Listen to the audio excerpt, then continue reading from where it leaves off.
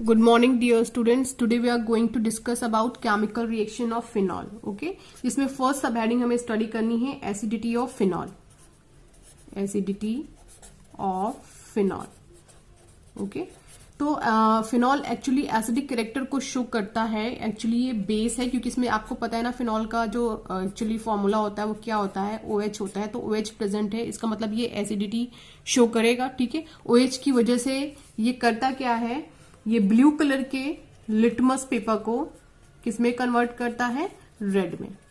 Okay, then एक और important point इसका ये है कि फिनॉल जो है किससे रिएक्ट करता है, फिनॉल रिएक्ट करता है एल्कली मेटल से.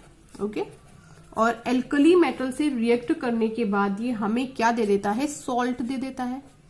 ठीक है, अब ये हमें सॉल्ट दे रहा है और जो ये सॉल्ट हमें दे रहा है उस सॉल्ट को हम क्या बोलते हैं, फिनॉक्साइड बोलते हैं.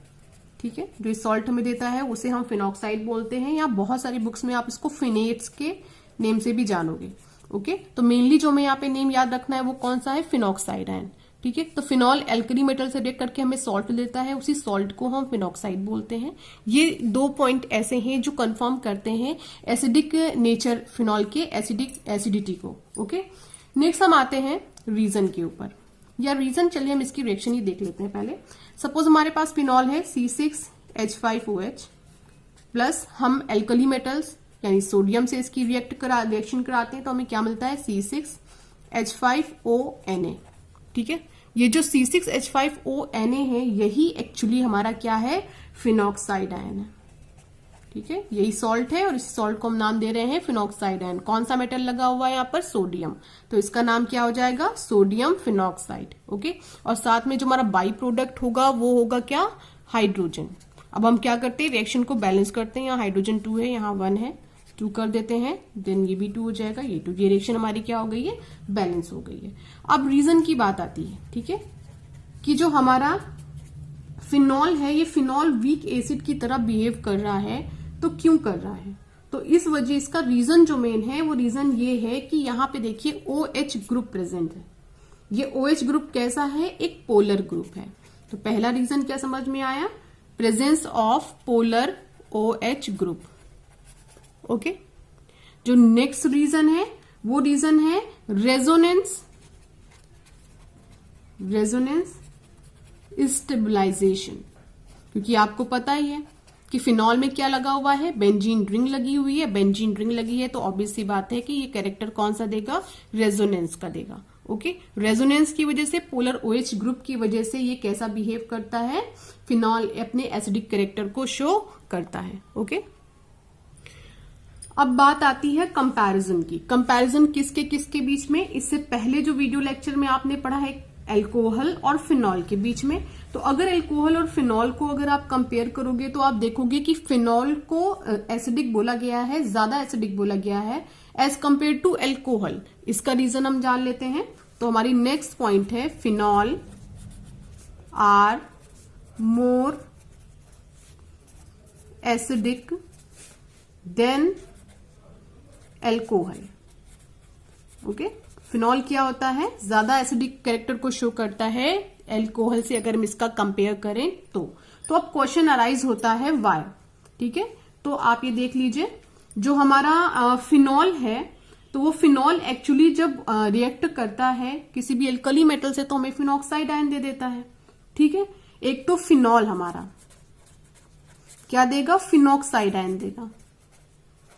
ठीक है, और फिनॉक्साइड आयन भी रेजोनेंस स्टेबलाइजेशन को शो करता है और फिनॉल में भी क्या होता है, रेजोनेंस होता है. ठीक है, दोनों ही केस में रेजोनेंस हमें दिखता है. इस वजह से जो हमारे फिनॉल्स होते हैं वो acidic character as compare to alcohol ज्यादा शो करते हैं. क्योंकि अब मैंने बोला है आपको कि फिनॉल और फिनॉक्साइड आयन ये दोनों ही आयन क्या करते हैं, ये दोनों ही रेजोनेंस स्टेबलाइजेशन को शो करते हैं. तो हम क्या करेंगे, दोनों का ही रेजोनेंस स्ट्रक्चर बना के इसको चेक करेंगे. तो सबसे पहले हम फिनॉल बनाते हैं. ये हमारे पास क्या हो गया है, फिनॉल हो गया है, OH. ये क्या है, फिनॉल है. एक्वस मीडियम में यानी वाटर की प्रेजेंस में ये क्या हमें दे देता है, फिनॉक्साइड आयन दे देता है. ठीक है, ये क्या है, फिनॉक्साइड आयन. और क्या रिलीज कर देता है, H पॉजिटिव को रिलीज कर देता है। This one is phenol.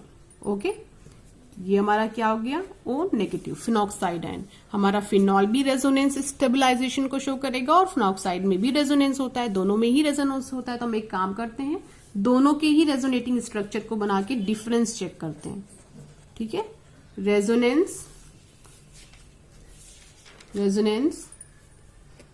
In phenol. Phenol में क्या रेजोनेंस का स्ट्रक्चर हमें मिलने वाला है और जो हमें रेजोनेंस स्ट्रक्चर मिलने वाला है फिनॉक्साइड आयन में, दोनों को कंपेयर करके हम स्टडी करेंगे। तो सबसे फर्स्ट स्ट्रक्चर तो आप जानते ही हो, नॉर्मल सा है, OH। और ऑक्सीजन के पास आपको पता है यहाँ पे कितने लोन पेयर हैं, 2 लोन पेयर हैं। ठीक है, ये क्या होगा, रेजोनेंस स्ट्रक्चर में स्टार्ट करने जा रहे हैं। यहाँ पर ऑक्सीजन है अपना, वो अपना लोन पेयर शिफ्ट करेगा अपने से जस्ट बगल वाले कार्बन एटम पे। तो ये कार्बन एटम अपने सारे इलेक्ट्रॉन कहाँ पे शिफ्ट कर देगा, ऑर्थ पोजीशन पे। ठीक है, तो चलिए स्ट्रक्चर बनाते हैं। यहाँ पर कैसा चार्ज आ जाएगा, नेगेटिव चार्ज आ जाएगा। यहाँ पर क्या डेवलप हो जाएगा, डबल बॉन्ड, क्योंकि एक इलेक्ट्रॉन यहाँ पे शिफ्ट हो चुका है। ऑक्सीजन पे कैसा चार्ज, पॉजिटिव चार्ज आ जाएगा। देन हाइड्रोजन अभी अटैच है और यहाँ पे कितने लोन पेयर बचेगा, केवल 1 लोन पेयर बचेगा और बॉन्ड हमारा कुछ ऐसा रहेगा। ये पहला रेजोनेटिंग स्ट्रक्चर है। देन हम दूसरा रेजोनेटिंग स्ट्रक्चर बनाते हैं। ये वाले इलेक्ट्रॉन अपने जस्ट बगल वाले बॉन्ड पे शिफ्ट होंगे, तो बाकी उसके बगल वाले सब कहां पर शिफ्ट हो जाएंगे, पैरा पोजीशन पर। तो हम पैरा पर शिफ्ट कर देते हैं नेगेटिव चार्ज के साथ। देन बाकी सारा एज इट इज होने वाला है, H। Okay, now next resonating structure देख लेते हैं। अब जब इलेक्ट्रॉन की डेंसिटी मूव करेगी अपने जस्ट बगल वाले बॉन्ड पे, तो उसके जस्ट बगल वाले बॉन्ड सारे इलेक्ट्रॉन कहां पर आ जाएंगे, वापस अर्थ पोजीशन पर आ जाएंगे, H। देन ये लोन पेयर और बॉन्ड इस बार हमारा कैसा होगा, कुछ ऐसा होगा। तो 1 2 3 ये 3 मेन रेजोनेटिंग स्ट्रक्चर हमें मिल गए हैं। जो लास्ट स्ट्रक्चर होता है उसे हम बना लेते हैं। यहां पर देखिए इलेक्ट्रॉन मूव किए हैं जस्ट अपने बगल वाले बॉन्ड पे, तो देन जितने भी इलेक्ट्रॉन ऑक्सीजन ने दिए थे उसने वापस अपनी तरफ क्या कर लिया है, खींच लिया है। तो अब हमें कैसा मिलेगा स्ट्रक्चर, कुछ ऐसा, OH। ठीक है, तो ये हमारा किसका रेजोनेंस है, फिनॉल का। अब हम देखते हैं फिनॉक्साइड में रेजोनेंस। ठीक है, resonance in phenoxide ion. Phenoxide ion हमारा कौन सा है, ये वाला आयन है। ओके, तो रेजोनेंस हमें किस में देखना है, फिनॉक्साइड आयन में देखना है। बट उससे पहले हम इसे पहले ध्यान से समझ लेते हैं।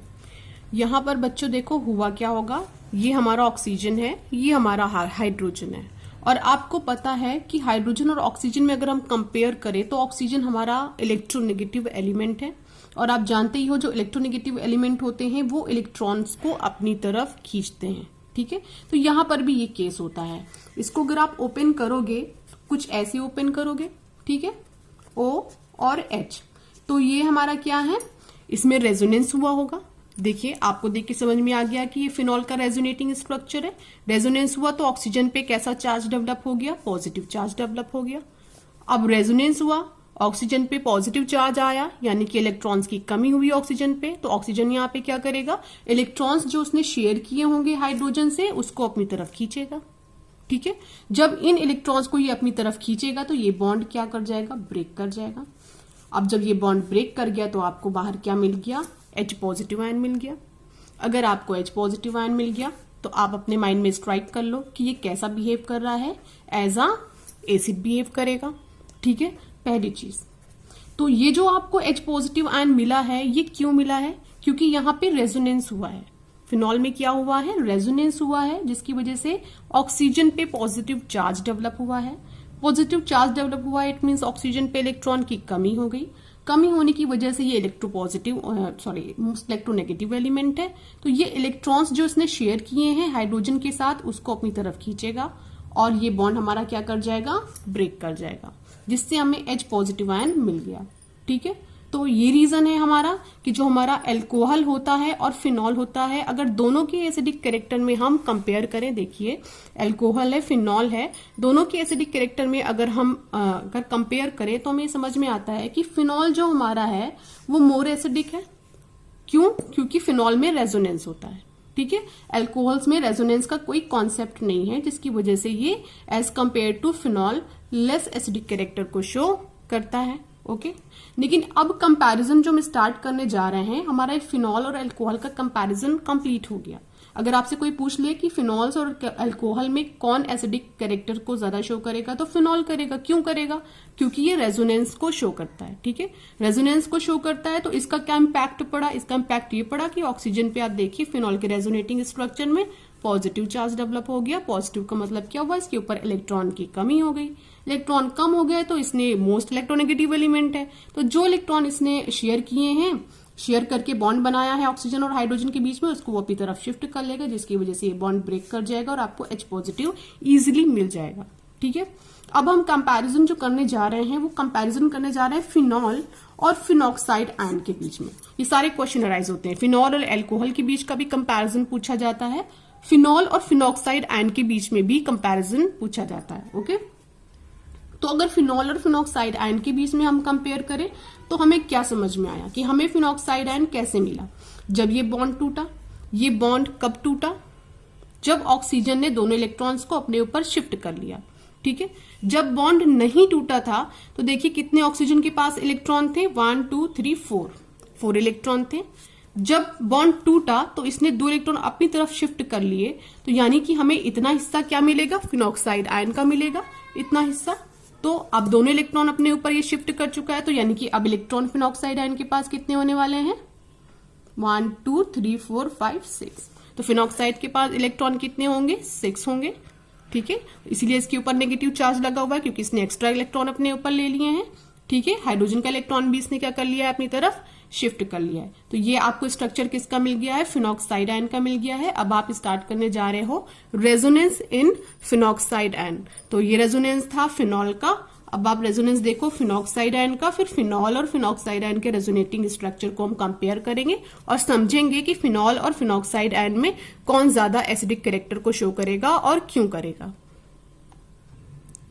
तो ये क्या है? हमारा फिनॉक्साइड आयन है। इस पे रेजोनेंस देखने जा रहे हैं हम।